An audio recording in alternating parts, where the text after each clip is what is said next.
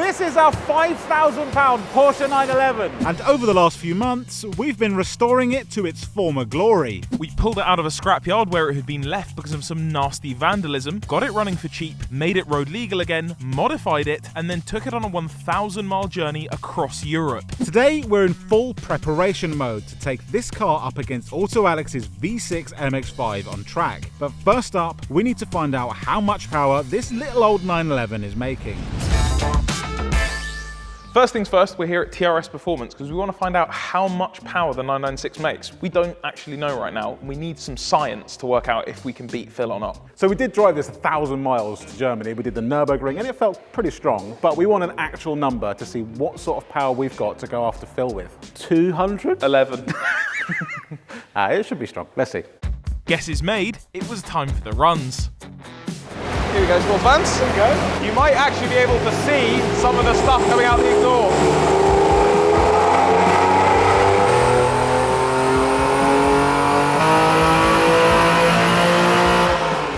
There you go, there's some of it. Loading it up.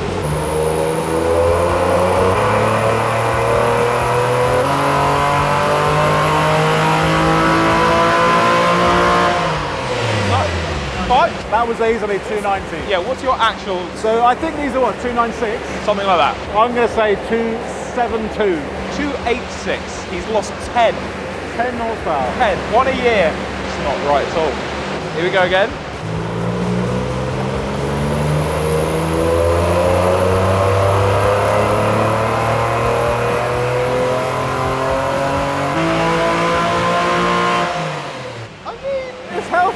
That's a healthy car.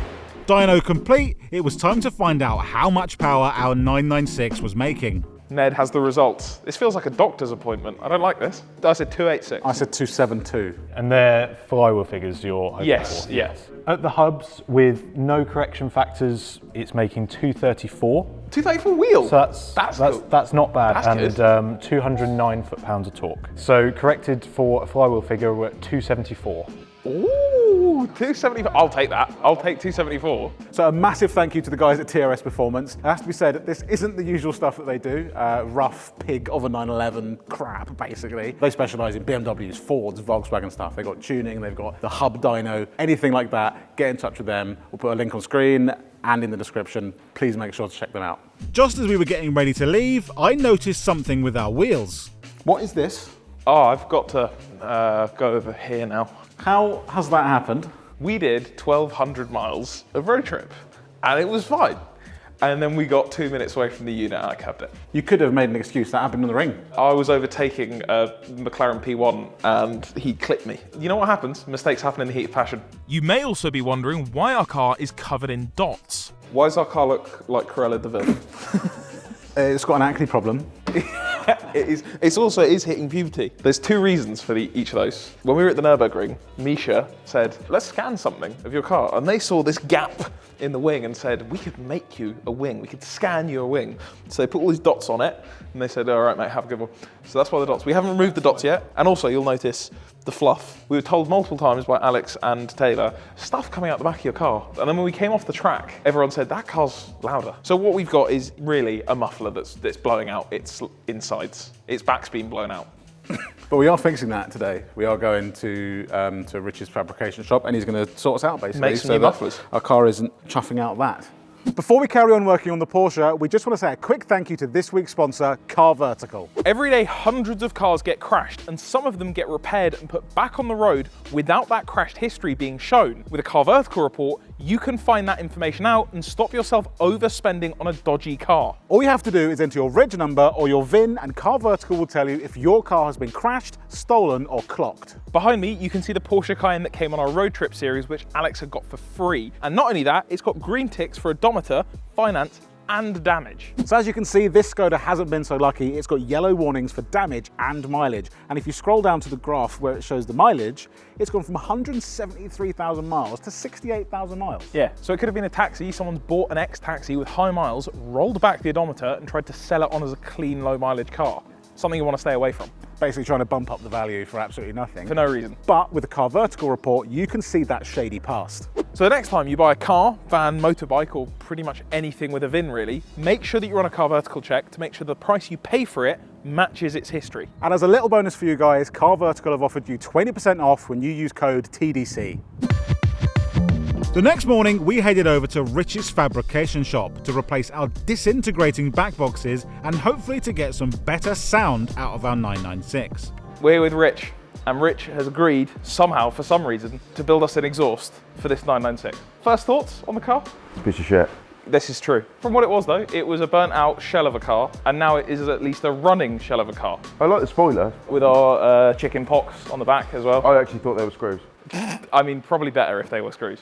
With that, we got the 996 in the air to take a look at the old broken exhaust. These are aftermarket, the manifolds are standard, and the cats should be standard. Are Porsches your favourite or least favourite cars to do exhaust for? Hate Volkswagen. So there you go. Same. Same. Oh, look at the stance. Yo. Hello. Yep. Okay. Here we go. There you go, Ben. With Will busy filming two dogs, Rich got to work. Exhaust is, we'd think just like that, like a sort of external wastegate, but without a turbo. Perhaps a no back box startup. What's jangling around in there? Oh, here we go. Lovely. The old mufflers were now out, and when I picked one of them up, it wasn't hard to see why they had started to disintegrate. What do you think it is? Yeah, so in case you didn't know, an exhaust is not meant to sound like that. What? Whatever's in there is what we've been shitting out. There we go. Candy floss. Oh. Back boxes are off. So now, The world is our oyster. we're not doing anything with the cats, and we're not doing anything with the manifolds because we appreciate time. Should we see what it sounds like, and then we can decide. If we want a little bit less, we'll put some mufflers in. If not, straight pipe.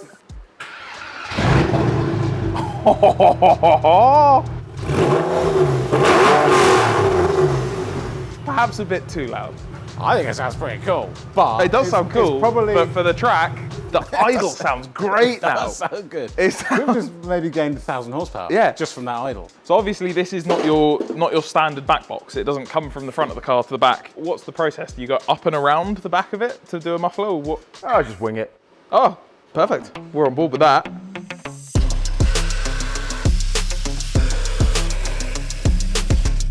Oh, who made this? You must have fabricated that fork, sure. Yeah. You made that, yeah.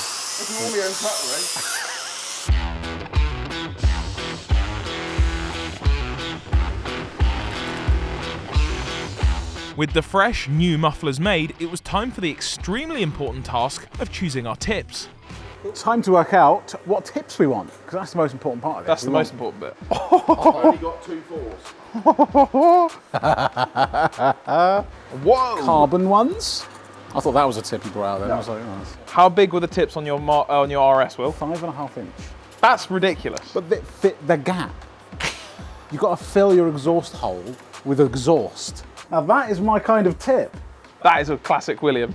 You can fit a whole arm in it. In the UK, in the 80s, 90s, a rolled out tip is the thing. Roll out the tips, if you will. Can we get thoughts? Thoughts? Ooh, the dog is undecided. Neither. Oh, now we're talking. That is the perfect size. I agree. I think that is actually That's the perfect size. That's cool. That looks good. That's perfect. That's a good bit lighter. That is basically it. That is one side of a Porsche 911 exhaust. Your tip will then clamp on. So if you want a downturn or whatever, you can always change. It's got a motorsport feel. This isn't like a posh Porsche anymore. This is like a joke Porsche. While Rich got the final exhaust in, Will was super busy. The final thing to do was get our new tips polished, and the 996's exhaust was done.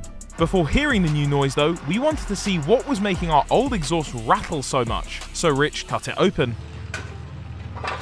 Ah, so that must have broken off in there, then the fluff could come through. But you can see how bad flow that is. It goes up there and it's at 90 degrees and then it's back in. So perhaps even we freed up some power, who knows? Exhaust is done. We've got the tips on, everything is in. It looks so much better than those manky old fluff spitting out pieces of crap that we had before. Because there's only one more thing to do. Sound test. Definitely a little bit louder. That's louder.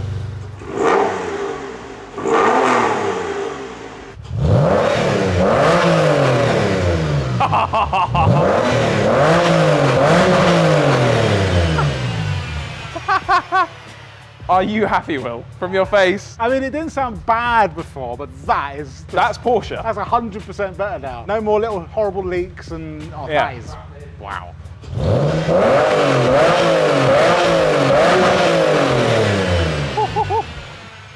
Right, so the exhaust is done on the 996. A massive thank you to Rich at Rich's Fabrication Shop. Are you pleased with that? That sounds good. I'm over the moon with that. I am over the moon with that. For any exhaust work, fabrication work, anything like that, make sure you check out Rich. We'll put his website down in the description below, and also make sure you go and check out his Instagram as well. He puts everything on there, and that is so good. Edmund's going to enjoy that all the way home now.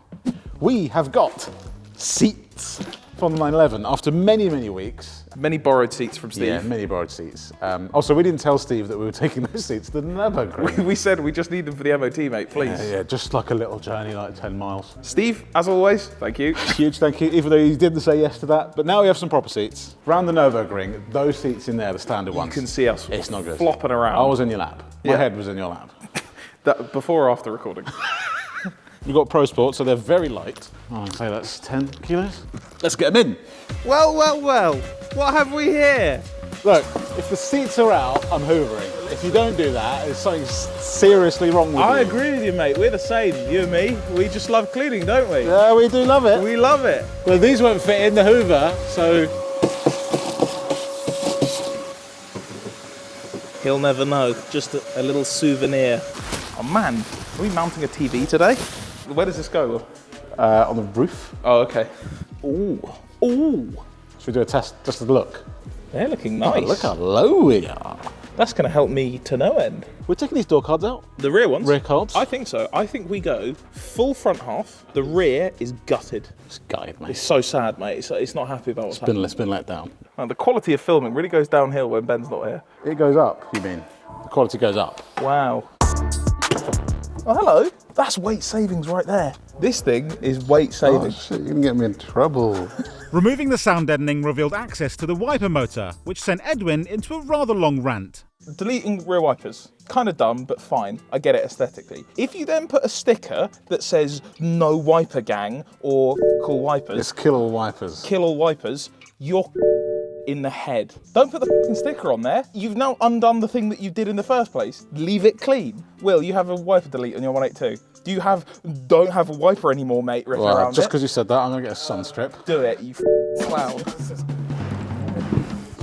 Whoa there, watch the speaker. When you punch someone from the House of Commons. Oh, I could take all this muffing out. Okay. Rear of the car now fully stripped. We removed the rear wiper in order to save some extra weight. The heavy part is the motor in there. So that's what we've got to get out next. Hello. Oh, that's heavy. Don't feel my arse crack. That's got to be at least, I'd say that's... It was then time to get the seats in. Oh, hello, Will. And also, just whenever you're feeling sleepy, you can just... The toys in Toy Story when Andy walks in. Andy's coming. When you want to use aftermarket seats, you'll see a lot of times people have harnesses through these holes here. That's because a lot of seats don't allow you to use your original seatbelt with them because of a thing called submarining. I am falling backwards as this is happening. Imagine this went down here. I went like this. If I crash and this is only bolted here, I'm not actually held into the seat. I'm just gonna slide out from under it like that. I'm gonna die because this seatbelt is gonna crush my insides and kill me. You'll see a lot of aftermarket seats have this hole in it. And that is so that you can thread your seatbelt, buckle through there. Now it's holding you around your waist and not over your waist. Don't die when you put aftermarket parts in your car, people. Don't do that. It's helpful if you don't die because then you can keep using your car. Don't get in the seat quickly because the seatbelt buckle will stab you up your rectum. Get me in that seat. Why didn't we do this before the trip, Will? This is ridiculous. Look how much more legroom I have. Yeah, but those seats. Would you have done those seats for many Yeah. hours? Oh, I'll tell you what. That's not in my side. I'll give that right. Yeah, that's pretty nice. Off to the racetrack. Right, we got to wrap some shit. The new, sportier seats were looking great, but the black exterior accents were not. So the next day, we decided the car deserved those sections wrapped white to match the rest of the car. Right, another thing to make this car faster, wrap. Yep. We do not like the black on the roof and the black on the wing. Also, the wing's missing. We've been sabotaged. Jack stole the wing in the back of his 924 when we came back from the Nürburgring. Hasn't given it back yet. They're trying to slow us down. We need that wing in here. We need to get it wrapped white. So we've got some white wrap. We're not very good at wrapping. Well, sorry, I'm not very good at wrapping. Also, as you can see, the paint on the roof has been just ruined by every bird in the country, it would seem. We've tried our best to clay bar it out, but this would need a paint to be good again. For now, have it nice and be everything white. Another appearance from Heat Gun, the incredibly branded Heat Gun. Heat gun. By Heat Gun. That might even be delectable. Look at that. Our positivity quickly faded. Oh man, wrapping's bullshit. I hate this stuff. Wrapping is just whack. Wrapping was created by the devil to punish humans on Earth.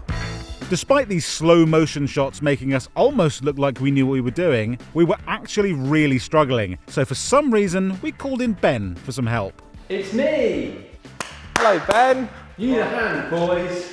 It's just too easy at the end of the day. I get so fed up of sitting there all day.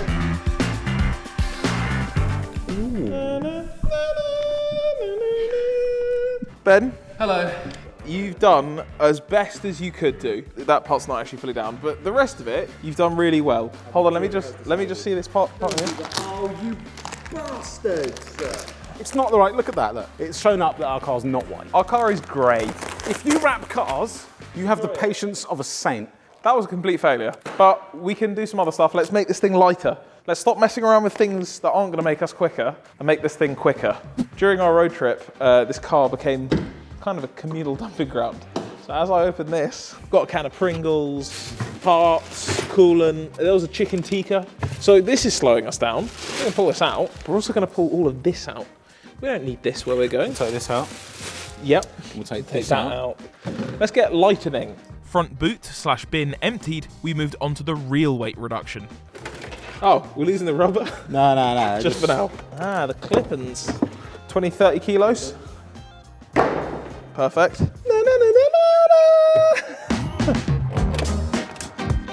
On the volley. You want to volley that. The touch is immaculate. Here you go, sir. Should you want a bigger one? Me looking at my penis. Great.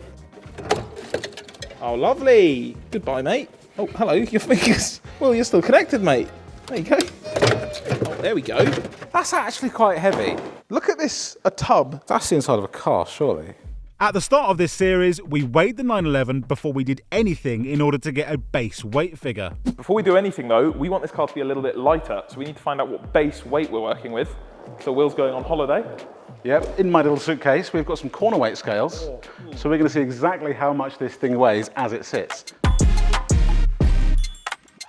Okay, I made a mistake already. Adam from Evolution AutoAlex lent us these, and he specifically said, remember to put them on the right ones. Edwin is doing the rear left at the moment, and I've got a front left. That's already on the car. Because didn't I already, I already put that one under. For God's sake, Will. For Christ's sake, man. They're labelled. It's not like you have to guess. Rear left on that one.